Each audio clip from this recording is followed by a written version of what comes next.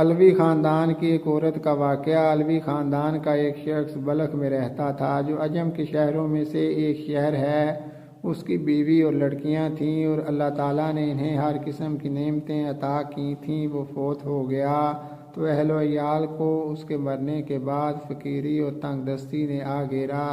چنانچہ وہ بیوہ علویہ عورت اپنی لڑکیوں کو ساتھ لے کر کسی دوسرے شہر چلی گئی تاکہ دشمن کے طعن و تشنیع سے بچے۔ اتفاقاً ان کا نکلنا بھی سخت سردی کے موسم میں ہوا۔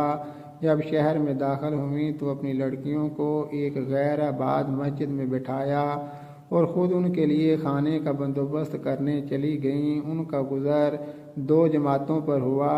ایک جماعت تو مسلمانوں کی تھی اور وہ شیخ کے گرد جمع تھے، اور دوسری جماعت ایک مجوسی کی تھی۔ پہلے تو گئی مسلمان کے پاس اور اس کو اپنا حال سنایا اور کہا کہ میں ایک علوی شریف خاندان کی عورت ہوں، اور میرے ساتھ یتیم لڑکیاں ہیں جن کو میں نے ایک غیر آباد مسجد میں بٹھایا ہے، اور آپ سے آج کی رات کا کھانا مانگتی ہوں۔ اس نے کہا کوئی گواہ لا میرے پاس کہ واقعی تم علوی خاندان کی عورت ہے۔ اس نے کہا میں ایک اجنبی عورت ہوں، اس شہر میں مجھے کوئی نہیں جانتا۔ چنانچہ اس شیخ البلد نے منہ موڑ لیا اور وہ عورت شکستہ دل ہو کر چلی گئی۔ پھر وہ اس مجوسی آدمی کے پاس آئی اور اپنا حال اس کے سامنے بیان کیا کہ میرے ساتھ لڑکیاں ہیں اور میں ایک علوی شریف خاندان کی عورت ہوں، اور شیخ البلد کے پاس جانے کا قصہ بھی سارا بیان کیا۔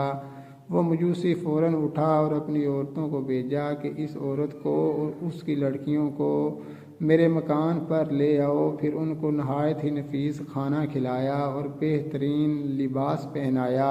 آدھی رات ہوئی تو شیخ البلد نے خواب میں دیکھا کہ قیامت قائم ہو گئی ہے اور رکھا گیا ہے جھنڈا نبی کریم صلی اللہ علیہ وسلم کے سر پر، اور ایک محل ہے سبز یاقوت کا جس کے کنارے یاقوت کے ہیں اور اس میں مرجان اور یاقوت جڑے ہوئے ہیں۔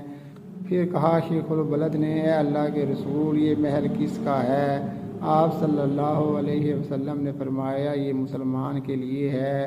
اس نے کہا اے اللہ کے رسول میں مسلمان ہوں۔ تو آپ صلی اللہ علیہ وسلم نے فرمایا میرے پاس گواہ لا کہ تو واقعی مسلمان ہے۔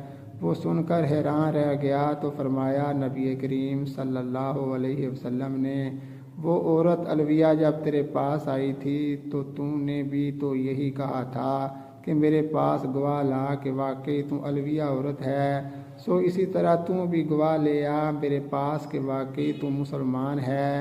جب خواب سے بیدار ہوا تو نہایت غم زدہ و پریشان تھا۔ بیدار ہوتے ہی دریافت کیا کہ وہ عورت کہاں ہے۔ جب معلوم ہوا کہ وہ عورت مجوسی کے پاس ہے تو اس نے آدمی بھیجا کہ مجوسی کو میرے گھر لاؤ۔